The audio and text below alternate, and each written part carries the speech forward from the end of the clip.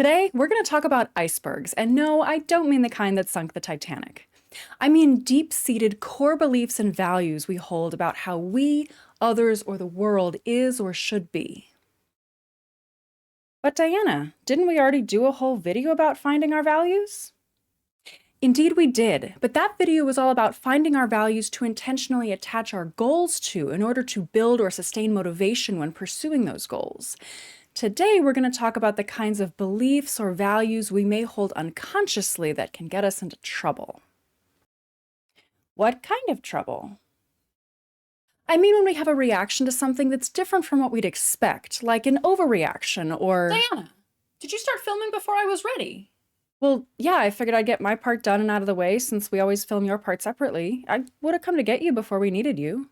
I can't believe you. I can't believe you cut me out of the loop like that. You know I like to be here when you film and you just completely disregarded that. I'm sorry, I didn't think it would be a big deal. Well, you thought wrong. And you know what? I can't even with you right now. I need to go for a walk. And that, ladies and gentlemen, is what it looks like when you hit an iceberg. Lower the life rafts and roll the intro.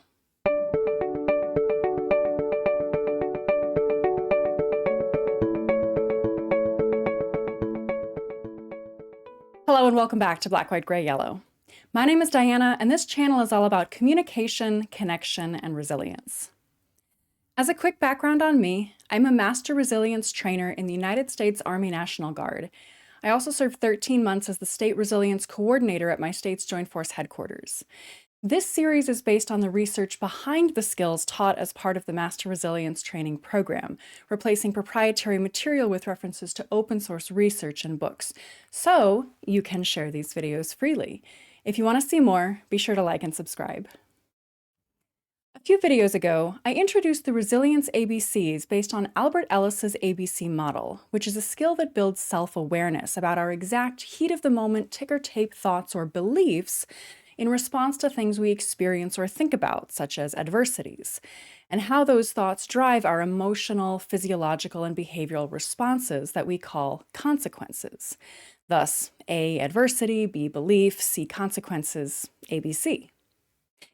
Today we're going to build on that model with another lesson in self-awareness, one that helps us uncover our core beliefs and values.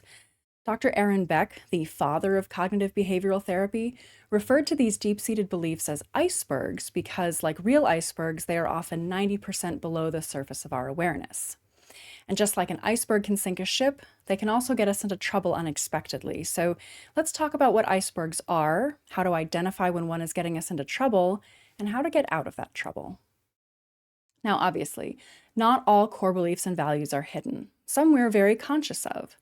We can use those as examples to help us understand what we're looking for when we go diving for icebergs. For this video, we're going to use the terms core belief and core value somewhat interchangeably, but it's worth noting a subtle difference between them. By core beliefs, we mean what you see as true, the way you believe things are.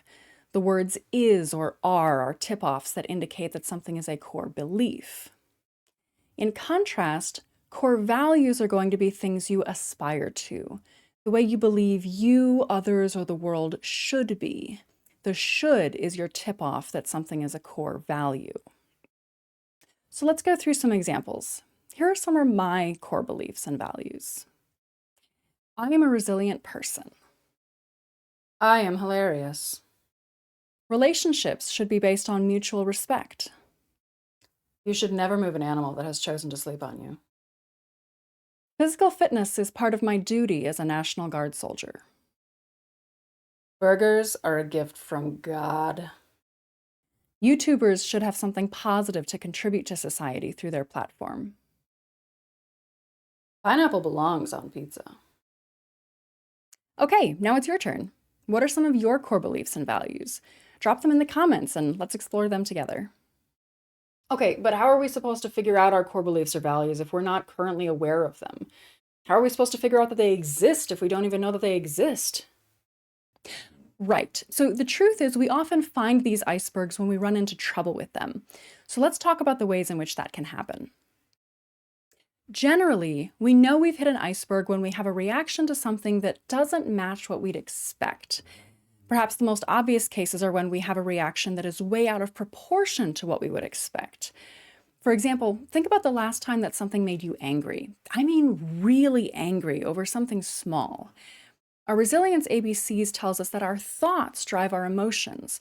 So when something seemingly small causes us to have a disproportionately strong emotion, that's a good sign that what we're actually responding to is something much deeper than that surface thing. It isn't the superficial ticker tape thought driving that emotion, it's some core belief or value. Another way this can look is if you have a different type of reaction than what you'd expect based on your ticker tape thoughts. For example, you have a ticker tape thought that someone has trespassed against you or violated your rights, which our BC connections from the ABC video tells us should lead us to feel anger, but instead you feel depressed. Or vice versa, you have a ticker tape thought that you have lost something, which our BC connections tells us should lead to sadness and withdrawal, but instead you respond with anger. These are both examples of cases where your response doesn't match your ticker tape thought, and that's because you aren't really responding to that surface thought. You're responding to the much deeper iceberg. A third way this can look is indecision. Sometimes you can end up with two conflicting icebergs that end up head to head in some decision you have to make. Whichever way you go with your decision, you end up having to violate one of your iceberg beliefs or values, which makes the decision a lot more difficult than it would seem on the surface. Finally, if you recognize that you or someone you know is over-experiencing a certain emotion, such as certain cases when a bad mood carries even in the face of good news, there may be an iceberg driving that reaction as well. Let's go through some examples. I'm basing my examples off those in Karen Rivich and Andrew Chatte's book, The Resilience Factor, which are based on real conversations they had with real people, though my examples are different. If you want to learn more about detecting icebergs and several of the other skills we've talked about and will talk about on this channel, definitely pick up a copy of this book. Example 1, the mismatched reaction. Sam's boss assigned her a major project with a tight deadline. She spends hours working through the details, organizing her research, and refining her presentation. As the deadline approaches, she realizes she's running out of time. The project isn't as polished as she wants it to be, and she knows it won't be finished exactly as planned. Just as she's scrambling to wrap it up, her boss checks in and tells her it looks fine, but there's a flicker of disappointment in her expression. Sam's ticker tape thoughts are, I don't need this. I'm already working my tail off here for no extra pay. She could at least have the courtesy to be grateful. This thought is in the theme of trespass, so we would expect, based on the BC connections, for her to respond with anger or aggression. However, that isn't what happens. Instead, she feels overwhelmed, agitated, and anxious, and is unable to focus for the rest of the day. This disconnect between the expected response based on the ticker tape thoughts and Sam's actual response indicates the presence of an iceberg, some deeper core value or belief that Sam is responding to instead of her ticker tape thoughts. Because of the clash, she may not understand her reaction, which makes it very difficult for her to deal with it effectively. Before we talk about how to effectively deal with an iceberg, let's go through the other examples. Example 2, the overreaction. Lisa and her fiancé Ben are taking a class together and working on a group project. Lisa has spent hours making sure every detail is perfect. As they're reviewing the final draft of the paper, Ben casually says, "Looks good. I went ahead and reworded a few sections to make them sound more natural." Lisa's ticker tape thought is, wait, he changed my wording without asking me? Lisa's thoughts are again in the theme of trespass and would typically lead to mild irritation or a simple conversation about preferences. However, that isn't what happens. Instead, Lisa feels an intense wave of anger. Her chest tightens, and before she knows it, she's snapping at Ben. "Why would you do that without telling me? Do you think I don't know how to write?" Her voice is sharp, and she slams her laptop shut. The tension in the room skyrockets, and Lisa is so frustrated that she has to step outside to cool off. This sounds familiar. This reaction, while loosely related to her initial thought, is way out of proportion. It's a sign that Lisa isn't just responding to the minor edit, she's responding to something much deeper. She's hit an iceberg. Example 3, unexplained indecision. For this one, I'll use a personal example. For a variety of reasons, I was unhappy working at my last job. I liked my boss and my colleagues, but I just couldn't get behind the work my company was doing. My husband and I talked about me quitting my job to work exclusively on my YouTube channel since he makes enough to provide for us both. It sounded like a win-win scenario where I would get to quit my day job and get to work on my passion project, but I felt strangely torn. Some days I was sure I would quit just as soon as I got to the end of my next project, but whenever things slowed down, I found myself thinking I could hold on just a little longer.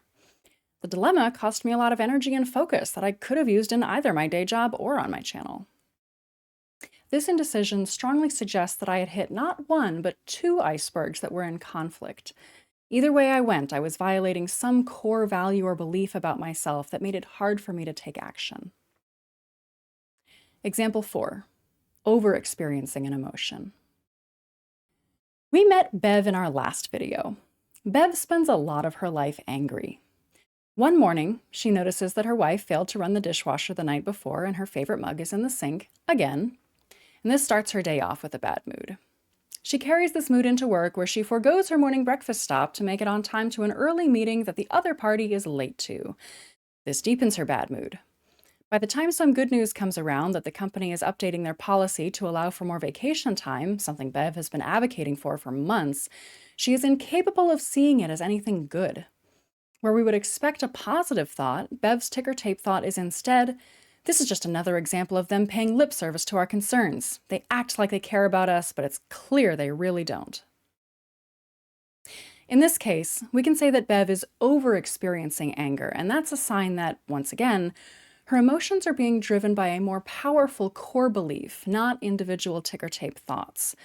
This is because, with core beliefs, we often fall victim to cognitive fallacies like assimilation and the confirmation bias. Assimilation is when, as in this case, Bev takes something that should be a good thing and finds a way to make it fit her bad mood. The confirmation bias would be Bev failing to notice anything that might contradict her bad mood and latching on to only things that support it. We don't do this with ticker tape beliefs, which are ephemeral. They come and go. But we do it with icebergs, and that seems to be what's happening here with Bev. Okay, so in each of these scenarios, we've detected the presence of at least one iceberg. How do we go about uncovering them?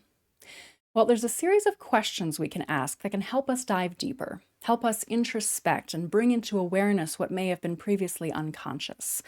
These questions are as follows. What does that mean to me or you? What is the most upsetting part of that for me or you? What is the worst part of that for me or you? What does that say about me or you? What's so bad about that for me or you? Notice that all of these are what questions, not why questions, and that's deliberate. What questions, say Drs. Rivich and Chate, guide us to describe the meaning of our beliefs more fully. Why questions tend to make us defensive. Try it yourself. What's your favorite color? Why is that your favorite color? Do you suddenly feel the need to justify or defend yourself? How about if I rephrase my question, what about that color do you like so much? Do you feel how that question is so much less combative? Of course, there are ways to make what questions combative, such as, what the hell were you thinking? But the rule generally holds in most cases. You can try this with most questions, but it's especially useful when we're trying to dig down on a touchy subject to uncover icebergs. So here are those 5 questions again.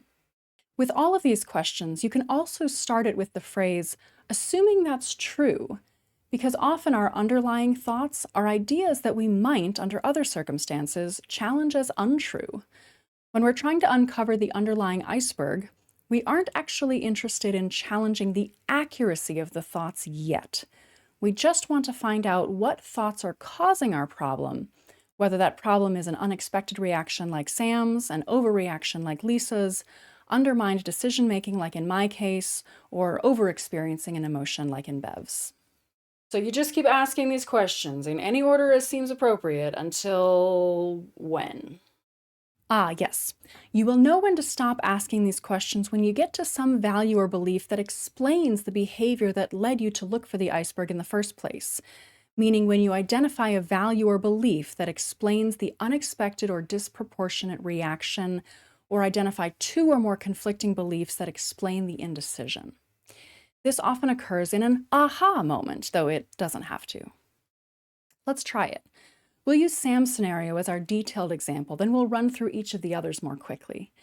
I'm again going to base this sample dialogue off that from the resilience factor, including the questions that don't follow our 5 what questions, so you can see how they pull Sam off track and how to get the conversation back on track. But again, my conversations are different. Example 1, the mismatched reaction. What was your ticker tape belief? It was, I don't need this. I'm already working my tail off for no extra pay. She should at least have the courtesy to be grateful. And how did you react? I felt overwhelmed and anxious, and I couldn't focus for the rest of the day. Okay, so let's grant you that she wasn't grateful. What makes that so upsetting for you? Because I'm busy and I took time to do this for her, and I could tell she was disappointed in what I'd done. Here, Sam is moving deeper by identifying her belief that her boss was disappointed, but this still doesn't explain her reaction, so we keep going. Are you sure she was disappointed? I bet she didn't even notice that everything wasn't polished. No? What makes you so sure she noticed? Notice how, even though this last is a what question, this line of questioning pulls Sam off track. She feels the need to justify her perception rather than explore the meaning of it. Oh, I'm sure she noticed. She's a perfectionist and holds herself and others to very high standards. I actually like that about her. Well, assuming that she was disappointed, what does that mean to you? This question helps Sam get back on track. It means she believes I can't do something she asked me to do. Okay, so let's suppose she does believe that. What's the worst part of that? The worst part is it means my boss doesn't have faith in my ability to take care of things that need to get done. It means she can't rely on me to take care of things that a project lead is supposed to take care of. Here, Sam is getting closer to her iceberg belief. We're getting somewhere, but we're not quite there yet. Come on, Sam, I bet you're just being too hard on yourself. Why do you think she would generalize from one project with a tight deadline being unpolished to not being able to do things that a project lead should be able to do? Notice the why question here. This question encourages Sam to evaluate the accuracy of her belief, but it's premature because she hasn't yet made sense of her own reaction. At this point, she needs to focus on her own beliefs, not her boss's. You're right, she probably wouldn't. Maybe I'm being too critical. Okay, suppose your boss can't rely on you to take care of things that she asks you to do. What does that mean? It means I'm not the kind of person she thought I was when she promoted me to project lead, and frankly, that I might be in danger of losing my job. Notice how Sam is now moving deeper and now focusing on her own expectations, not just her boss's. And what's the most upsetting part of that for you? In my experience, there are certain expectations in a workplace. I've lost jobs before because I couldn't perform up to standard, whether that was the quality of the work or the speed of that quality. And my boss was able to replace me within a week. The clear message was that I am expendable, so to keep my job, I have to be able to do whatever is asked of me at any time. I guess this boils down to my belief that if I were a good employee, I would have been able to get the job done on time. Aha! This is Sam's iceberg belief. A good worker should be able to do whatever is asked of her.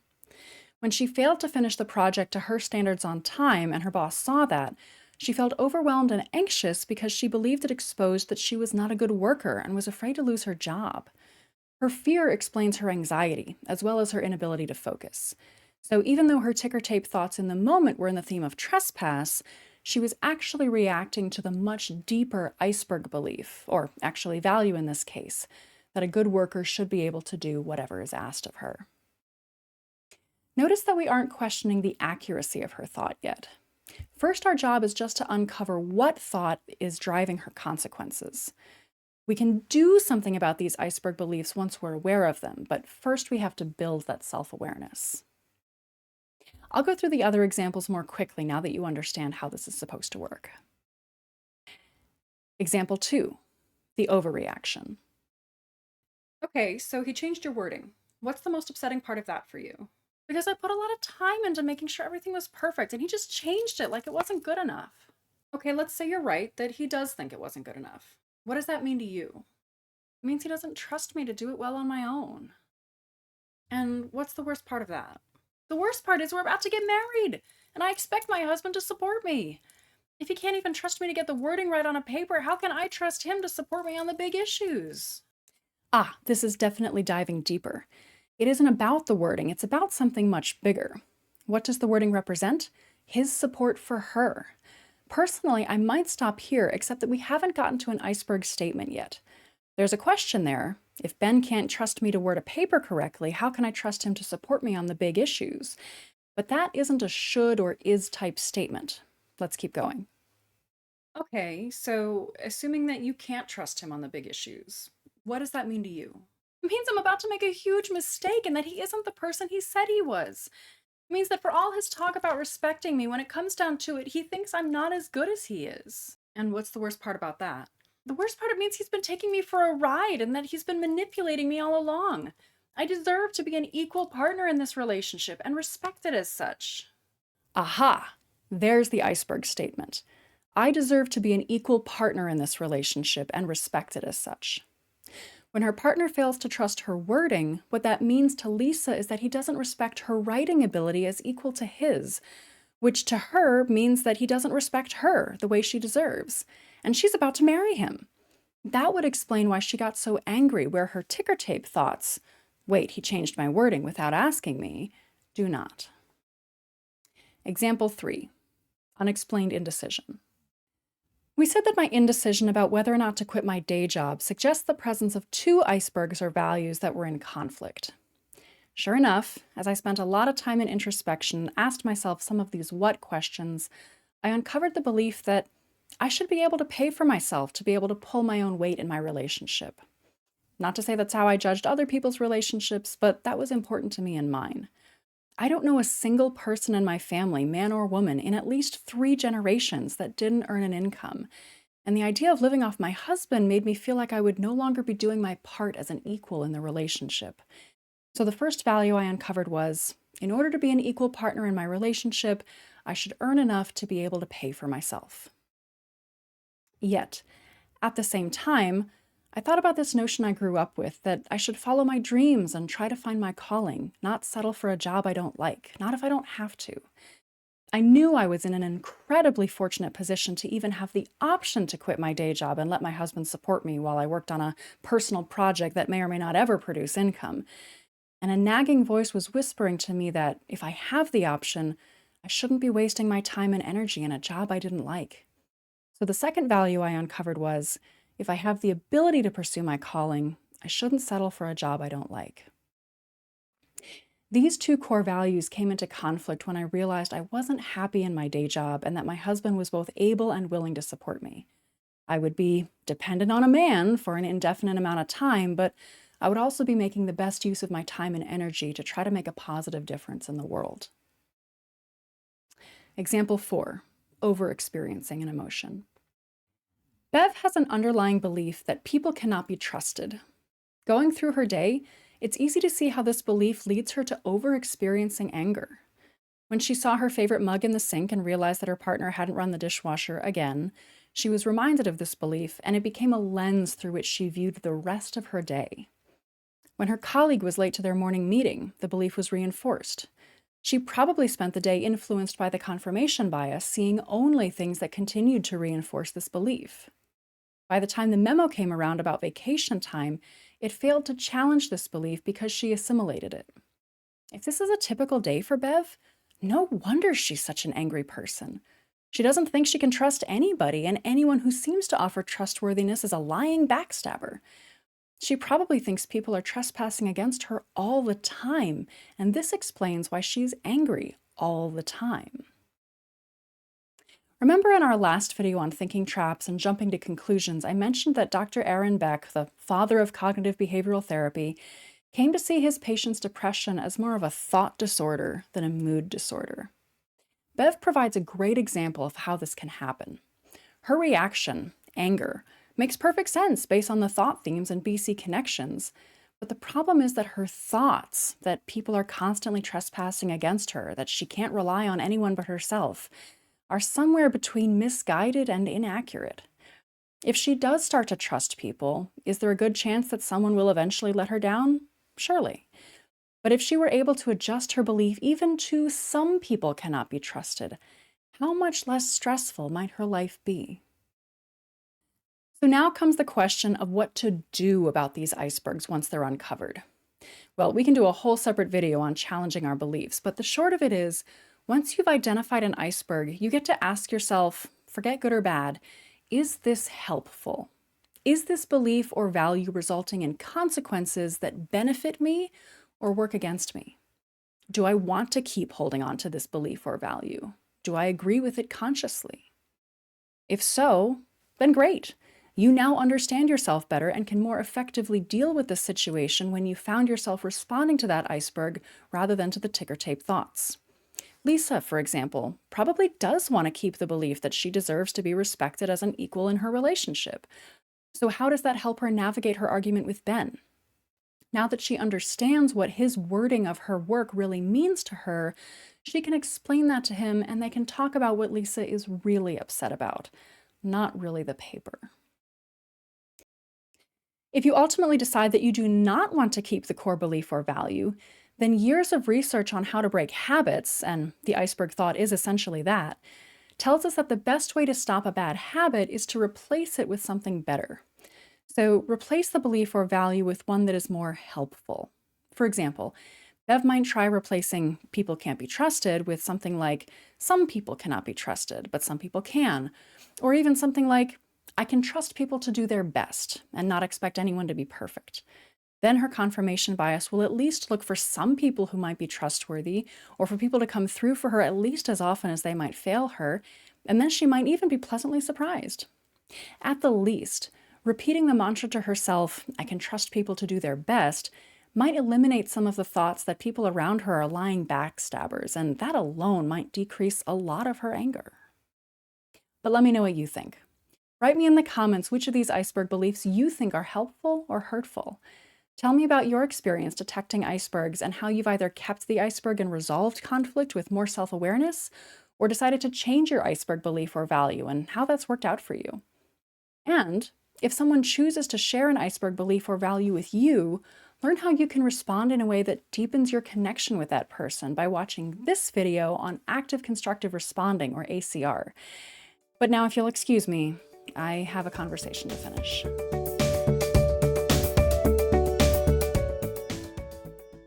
So yeah, I guess my core belief was that if you don't wait for me to start filming, then that means you don't respect me as an equal partner on the channel, and that made me really angry. I can absolutely understand how that would make you really angry. I promise I really do see you as an equal contributor on this channel. People love you. I wouldn't be half as funny without your contribution. I just figured that we'd both be a little bit less stressed if I got my part done so that we'd have more time for editing and getting this video out. I really didn't mean to cut you out. I can understand that too, and you're probably right. I was definitely overreacting. Well, yes, but if it really means that much to you, I can wait until you're here with me in the future. I want to make sure you know that you're valued. Yeah? That would actually mean a lot to me if you would. And if we're under a time crunch and I know I'm not going to be ready for a while, I'll let you know when it's okay to go ahead without me. That sounds like a totally fair compromise. So, are we good to go back and film your portion now? Yeah, we might as well. Like you said, you won't be half as funny without me. You got it, partner. All right, let's go. And that's all for this video. Until next time, my name is Diana, and this has been Black, White, Gray, Yellow.